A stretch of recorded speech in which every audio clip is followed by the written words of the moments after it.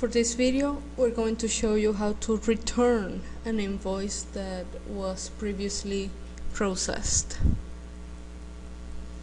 This is going to be performed through the settings button. We're going to go ahead and choose the documents options and press the invoice return button.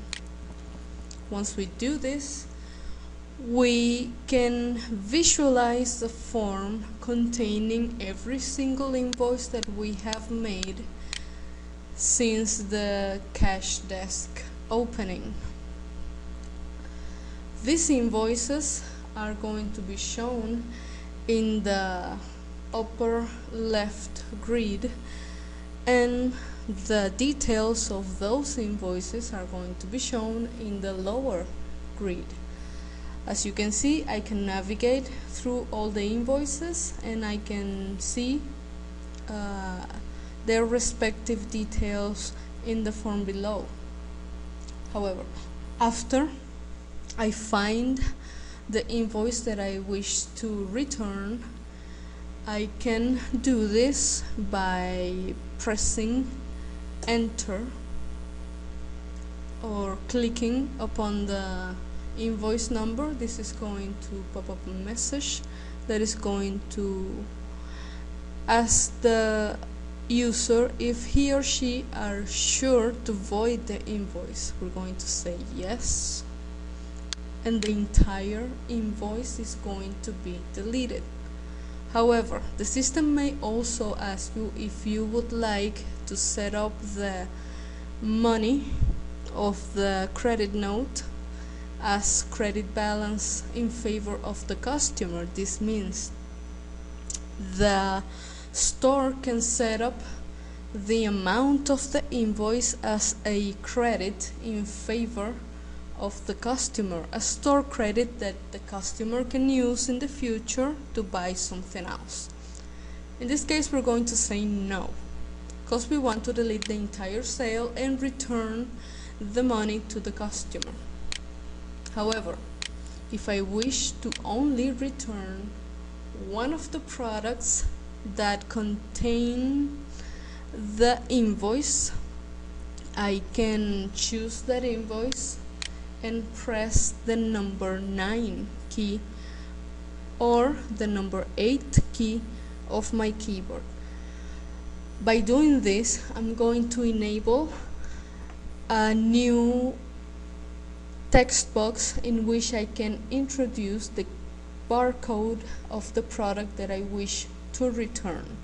For this case, I'm going to use the code of the first product. I'm going to press enter, and as you can see, the system now informs me that 4 items were sold, and I need to tell the system now how many of those items I want to return. In this case, I would like to return only 2 of them. I'm going to press the number 2 and then enter again. The system now shows me the total amount that will be voided from the invoice, which is 56. 56 is the amount of money that the 2 products cost.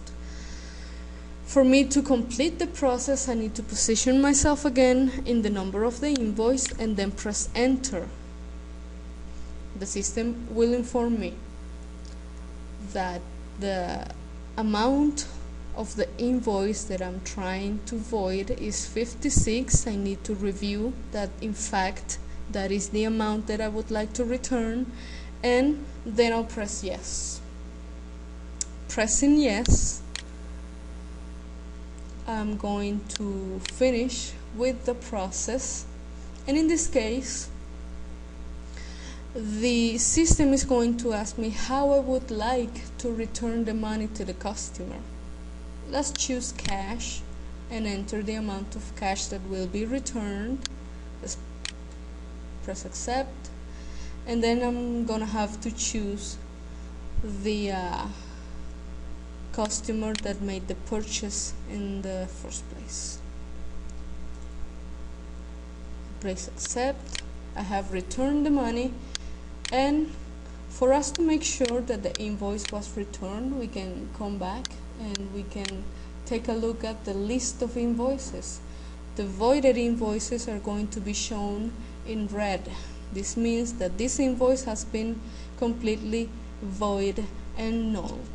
The only valid invoice that I have left is this one, because I have not voided and I have no intention to.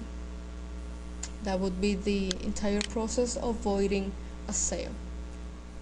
If we find ourselves needing to void one invoice that was processed in a previous date, we have to go again to the invoice return button, press click, and use, in this case, this little button called previous periods. This will open up a new form. In this form, we're going to set up the date, the invoice number, and we're going to choose the cash register that issued the invoice that we would like to return.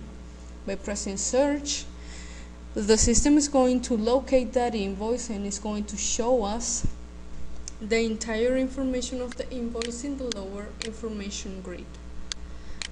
Now, there's two ways to do this. We can return all the items, and by this we would only have to press the button accept and accept that we're going to delete the entire sale, or we can untick this option in case we need to only return one or more items that are contained in that invoice.